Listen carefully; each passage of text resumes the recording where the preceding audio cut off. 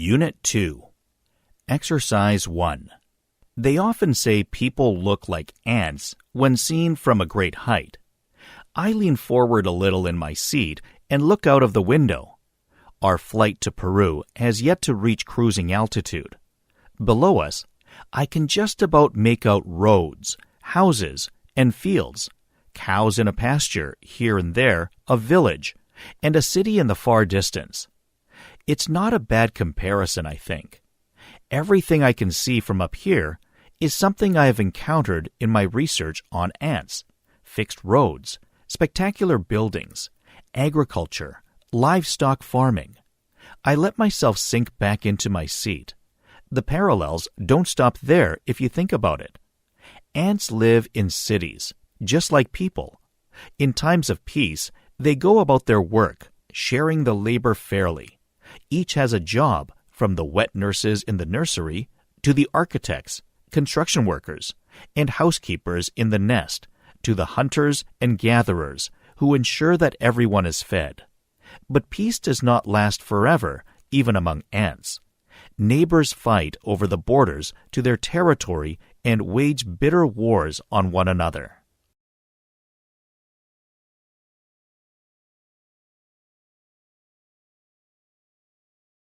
Exercise 2. Infants' abilities to track patterns were demonstrated in a series of landmark studies that first appeared in 1996. The studies focused on how infants identified artificial spoken words embedded in much larger strings of spoken syllables. When infants hear a string of syllables, such as potato, repeatedly occurring, do they start to see that string as somehow special and cohering as a unit, namely potato? They do so easily. In fact, infants under 6 months can learn new artificial words in under 2 minutes.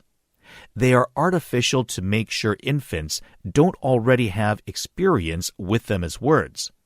In the studies, infants listen to much longer strings of syllables in which certain artificial words, such as bidaku, repeatedly occur amid other non-repeating random strings of syllables. No other cues to repeating 3-syllable words are present, such as intonation, special stress, or pauses. Based solely on repeated co-occurrences, infants reliably came to expect such sequences to occur again in the future in comparison to other completely novel 3-syllable sequences for which they showed no such expectations.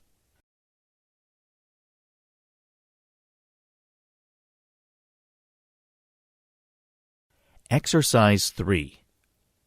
Working with the Department of Commerce, NASA satellites have provided orbital observations that have enabled the understanding of climate change.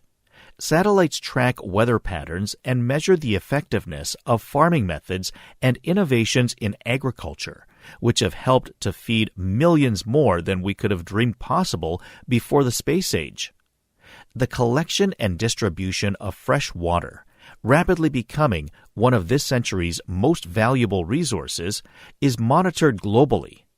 Aquaculture data, tracking stocks of fish and modeling how to best utilize and maintain a healthy supply of this important food source, is generated from space-based observations.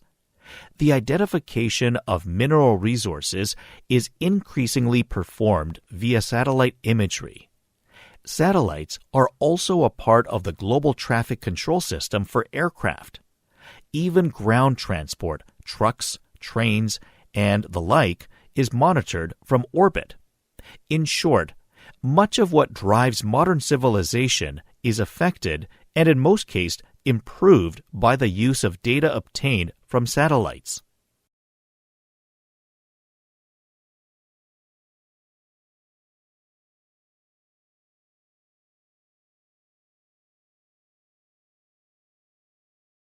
Exercise 4. Wondering goes beyond merely being curious. Building on prior knowledge and some sense of major causal and spatial patterns, we entertain rough sketches of possibilities or interpretations and strive to learn which is more accurate and how it is filled out. To marvel at something is also linked to wondering. While marvels and wonders often refer to awe-evoking things, when children engage in wonder, they do much more than simply sit in a state of passive reverential awe. Their awe is better described by the naturalist Rachel Carson, a joyous marveling at how an insight has revealed an enormous new expanse of possible patterns to explore. It is not the dumbstruck, potentially fear-laden sense of awe experienced by adults. Almost a century ago, in an isolated region of Papua New Guinea, the anthropologist Margaret Mead observed that when children were asked to explain why a canoe tied to a tree drifted away overnight, they offered explanations of how the rocking boat gradually loosened up the knot. In contrast, many adults invoked spirits, moral crimes, and supernatural interventions. When we see young children's wonder as filled with supernatural agency, we impose the encultured interpretations of adults.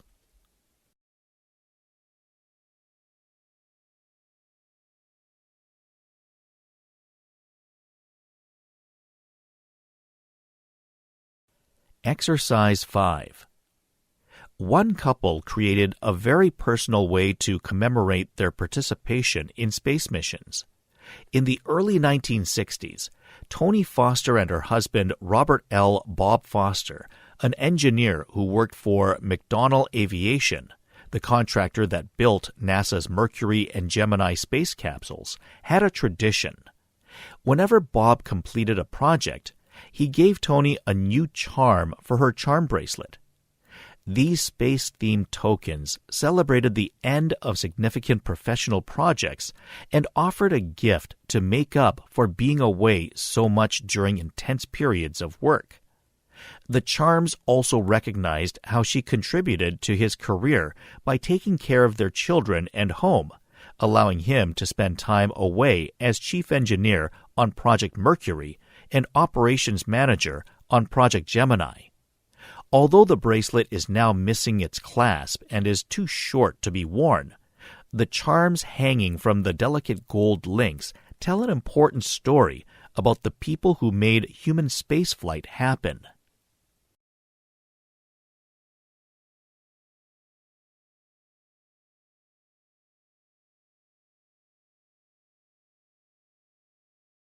Exercise 6. Your anxiety most likely has genetic roots. For example, many people that I treat at my center tend to have a family history of phobias, panic attack struggles, or obsessive-compulsive disorder. The genetic connection can be close and obvious, like a parent, or less direct, like a second aunt or a great-grandfather. To put it simply, this means that those with anxious wiring tend to be more likely to suffer from potential anxiety issues than those without. However, this inclination for developing an anxiety issue by no means suggests that it's a foregone conclusion. It just means the table has been set should you take certain actions to sit down and eat. This is similar in some way to someone with a genetic predisposition toward alcohol abuse. Even though the pull might be strong, you only become an alcoholic once you abuse alcohol.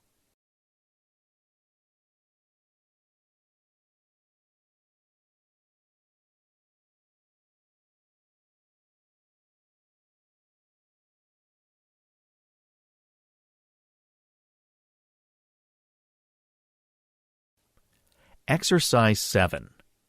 Although we think of speech as consisting of separate phonemes, it is easy to demonstrate that it doesn't. Think of the common activity in which a Muppet or person models sounding out a simple word. Letters appear on the screen, and the Muppet says the sounds associated with them one at a time. B, A, T, gradually decreasing the pauses between them. Sometimes the letters are displayed far apart on the screen and gradually brought closer together as a visual cue.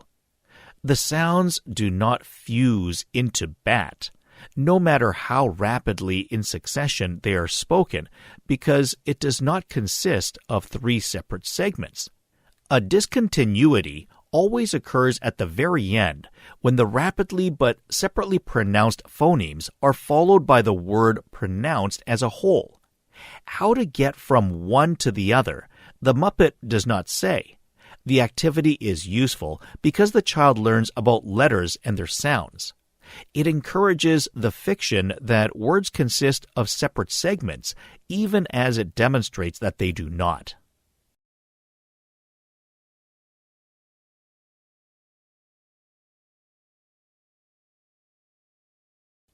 Exercise 8. Unsurprisingly, processed materials are more valuable than raw ones. Lumber is worth more than timber, and flour is worth more than wheat. The modern analogies are that gasoline is worth more than crude oil, and chemicals are worth more than natural gas. Industrious humans used energy to upgrade their natural resources into higher value commodities they could export elsewhere. And because of their higher value density of the finished products, it was smart to do so. Flour was more valuable per pound and easier to transport than wheat. The same could be said for the water that goes into it. It made more sense to transport a pound of flour than the 1,000 pounds of water required to grow it. Water and energy made it possible to process a wide range of goods, creating value along the way.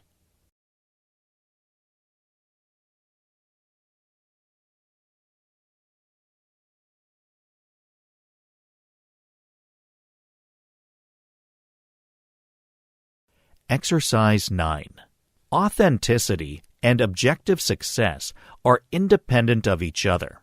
The fact that a person is pursuing a career path that is an authentic expression of his or her most deeply held values and strongest interests says nothing about how successful the person will be in attaining career outcomes that others can observe. Subjective success as perceived by the individual, could potentially be high even with low authenticity.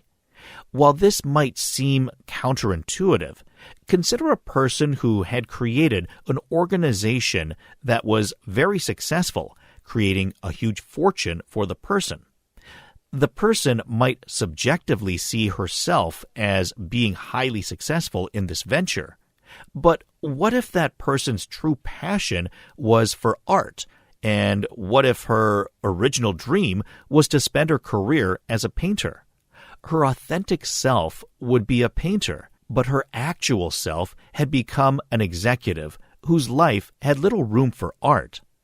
This situation would be an example of an inauthentic career characterized by high objective and subjective success.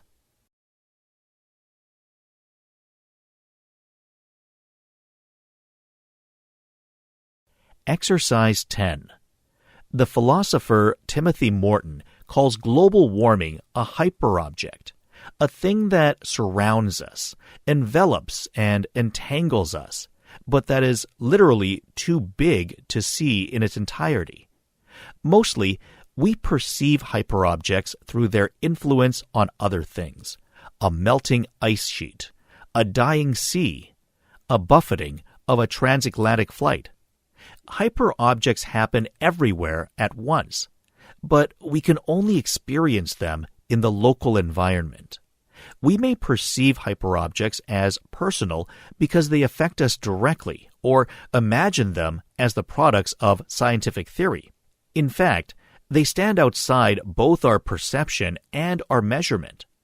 They exist without us, because they are so close and yet so hard to see. They defy our ability to describe them rationally and to master or overcome them in any traditional sense. Climate change is a hyperobject, but so is nuclear radiation, evolution, and the Internet.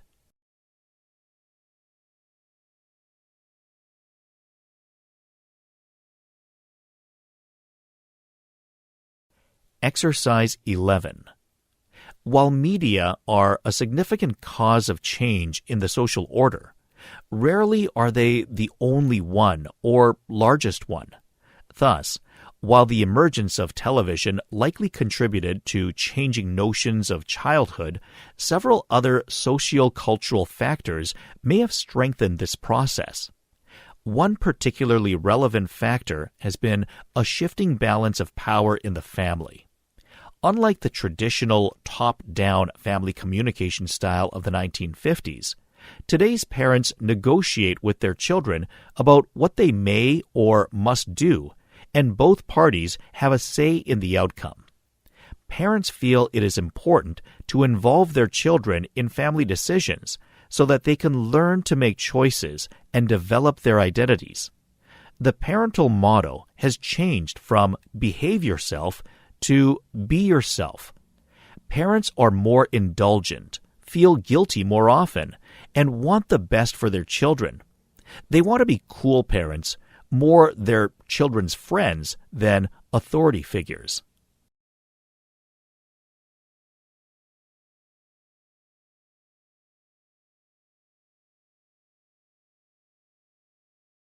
Exercise 12. As we live in a world made of software, programmers are the architects. The decisions they make guide our behavior. When they make something newly easy to do, we do a lot more of it. If they make it hard or impossible to do something, we do less of it. When coders made the first blogging tools in the late 90s and early 2000s, it produced an explosion of self-expression. When it's suddenly easy to publish things, millions more people do it.